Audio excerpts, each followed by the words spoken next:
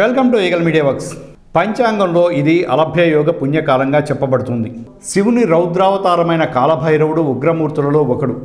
భరత్వ సృష్టి, రమణత్వ స్థితి, వమనత్వ లయ, ఈ మూడు కార్యాలు చేసే పరబ్రహ్మనే భైరవుడు అని తంత్రశాస్త్రం నిర్వచించింది. నాదస్వరూపిణి లీలావతారం ఇది. అసితాంగ భైరవుడు, రురు భైరవుడు, సమ్మోహ భైరవుడు మొదలైన అనేక రూపాలతో భాషించే భైరవుడు కాశీక్షేత్ర పాలకుడిగా కాలభైరవ స్వామిగా అవతరించారు. ఈరోజు కాలభైరవ స్వామి పూజాదులు సకల కామ్యసిద్ధి కారకాలు. కాలభైరవుడు పరమేశ్వరుని యొక్క అంశ. ఇతను కాలస్వరూపుడు, భయంకరమైన రూపం కలవాడు. సాధారణంగా కాలభైరవునికి 4 చేతులుంటాయి. రౌద్ర నేత్రాలు, పదునైన దంతాలు, మండే వెంట్రుకలు. ఇదే కాలభైరవ స్వరూపం. కాలభైరవుడు నాగుపాములను ఆభరణాలుగా ధరిస్తాడు.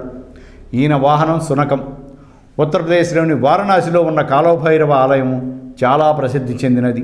Thanks for watching eagle Media works. Like and subscribe Eagle Media Works.